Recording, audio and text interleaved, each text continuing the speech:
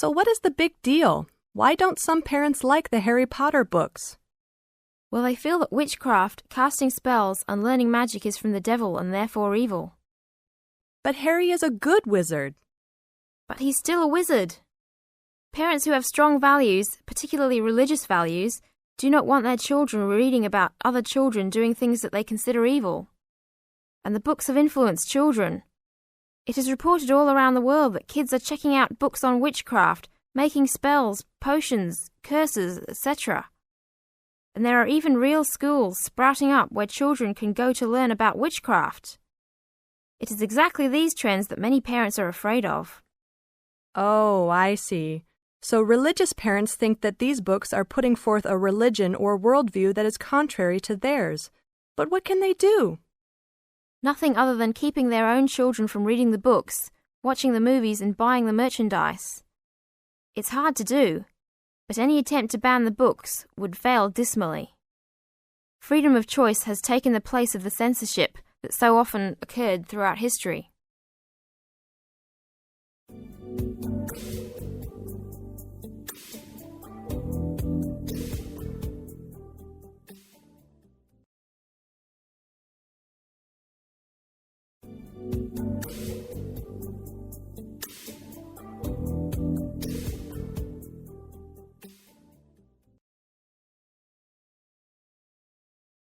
Good morning. My name is Mary Goodman, and I'm here to talk about hotel security.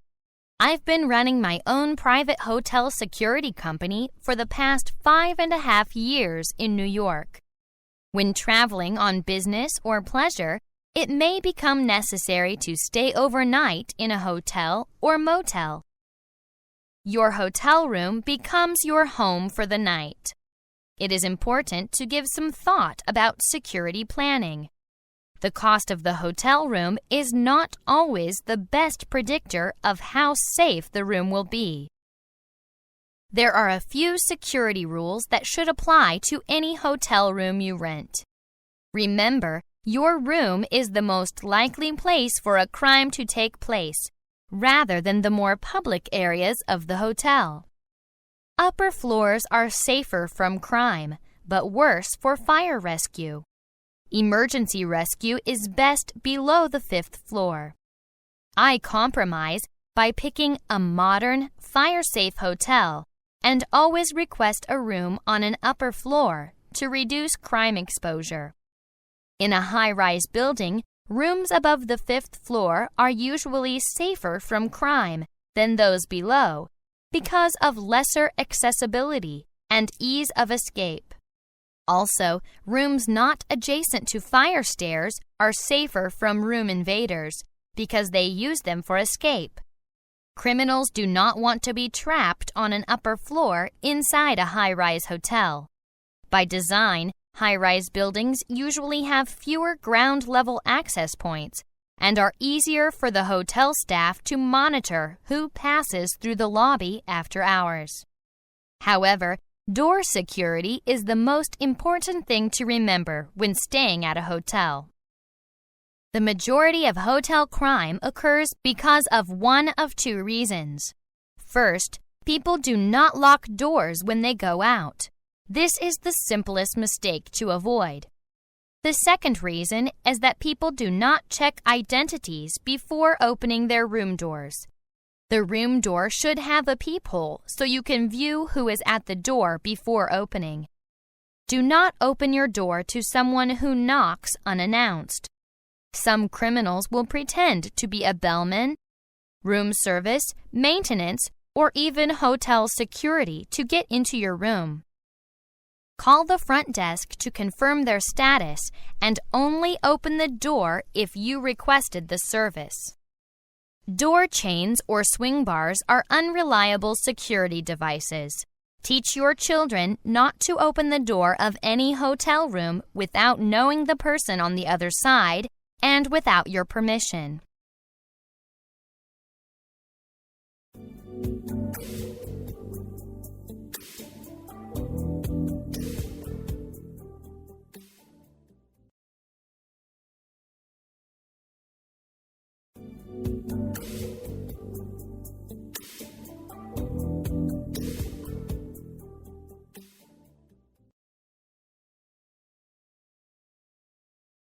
Good morning. My name is Jack Clements, and I'm here to talk to you about water. Now, what people want most of all with regard to water is a water supply that is both safe and reliable. In this country, reliability is generally not a problem, but safety is an ongoing issue which many people are concerned about. In this country, studies of water are scarce. If you are worried about drinking water contaminants, what should you know? Well, the first thing to realize is that drinking water, including bottled water, may reasonably be expected to contain at least small amounts of some contaminants. As long as they occur below set standards, they don't pose a significant threat to health. For more information about a specific contaminant, see our fact sheets on drinking water contaminants. Let me just take a minute to show you how people use water. This chart shows household water use. As you can see, drinking only consumes a small proportion of water in households. The two biggest uses are washing and waste disposal. Washing includes personal hygiene, clothes, and general household cleaning. Amongst these three, clothes use the most, thanks to modern washing machines, which consume far more water than would be consumed by hand washing. So, my first piece of advice to people who want to reduce their water consumption is to reduce amount of times they use a washing machine. The waste disposal category refers almost entirely to toilets. Most toilets now have short and long flush options. If you don't have such a toilet now, I'd recommend this as another effective way of reducing the amount of water you use in your household.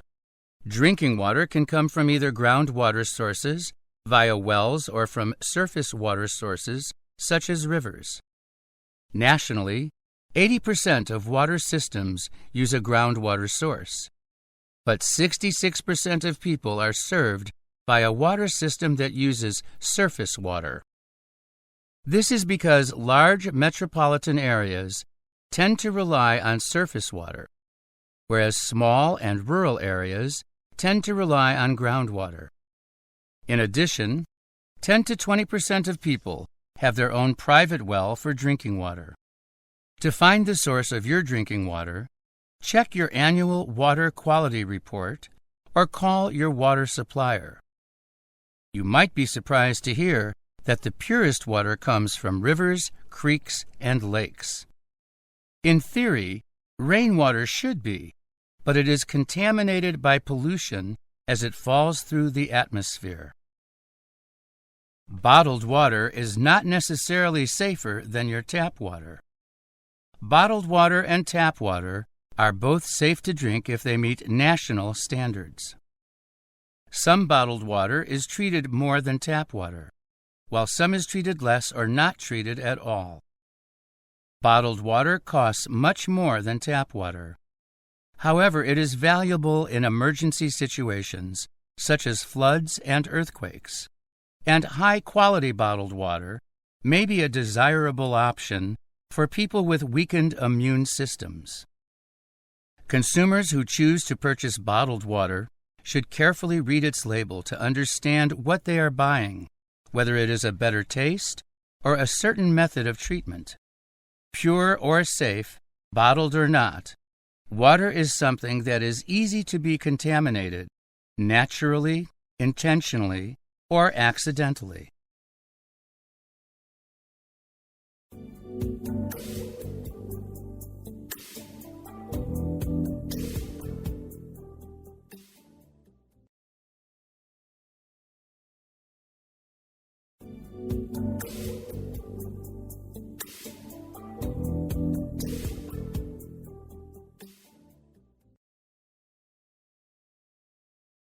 Catching the crocodile to fit the cylinder, too, is a risky operation.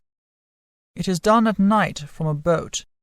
We drift quietly among the crocodiles, and the one selected according to size is blinded with a strong spotlight. Using a long pole, a steel cable noose is slipped over its head. The crocodile dives down, tightening the noose around its head and dislodging the cable from the pole. We let it struggle for about 5 minutes to tire sufficiently for us to drag it onto the shore. The first priority is to get its head under control and to tie its jaws shut. We also tie the feet. It takes at least 4 people to do the job. The important thing is not to get head-butted or hit by its tail, especially when it is pulled from the water. We don't use a tranquilizer. We don't want to risk the crocodile getting attacked by others while recovering from sedation. 4 holes are drilled into the bony scales behind the head, and surgical steel wire is used to attach the cylinder. It takes about 10 minutes to complete the operation, and for the crocodile to be set free again. The GPS operates from a battery which will give 5 readings a day for 2 years. To save power, only switches on when sending and receiving information at set times. The unit also has an onboard logger that can store 2,000 position readings. Therefore, no readings are lost while the crocodile is out of range.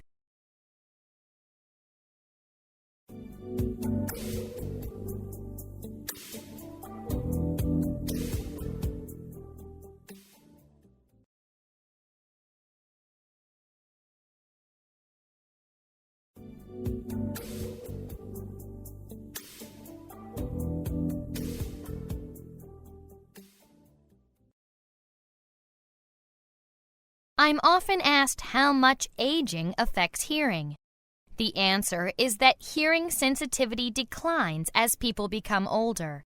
This medical condition is called presbycusis. Again, just like noise-induced hearing loss, everyone is not affected equally. Age-related hearing loss adds to noise-induced hearing loss. Hearing ability may continue to worsen even after a person stops work in a noisy environment. Aside from aging, what are some other causes of hearing loss? Noise affects the hearing organs. The cochlea in the inner ear. That is why noise-induced hearing loss is a sensory neural type of hearing loss. Certain medications and diseases may also cause damage to the inner ear, resulting in hearing loss as well. Generally, it is not possible to distinguish sensory neural hearing loss caused by exposure to noise from sensory neural hearing loss due to other causes. Medical judgment in such cases is based on the noise exposure history. Workers in noisy environments who are also exposed to vibration, for example from a jackhammer, experience greater hearing loss than those exposed to the same level of noise but not to vibration. Some chemicals are toxic. In other words, they are toxic to the organs of hearing and balance, or the nerves that go to these organs. This means that noise-exposed workers who are also exposed to toxic chemicals such as toluene, carbon disulfide, may suffer from more hearing impairment than those who have the same amount of noise exposure without any exposure to toxic chemicals. Finally, I'd like to talk about how hearing loss is measured. Hearing loss is measured as threshold shift in decibel units using an audiometer.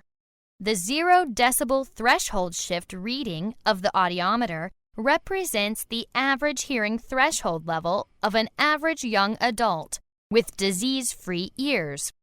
The PTS, permanent threshold shift, as measured by audiometry, is the decibel level of sounds of different frequencies that are just barely audible to that individual.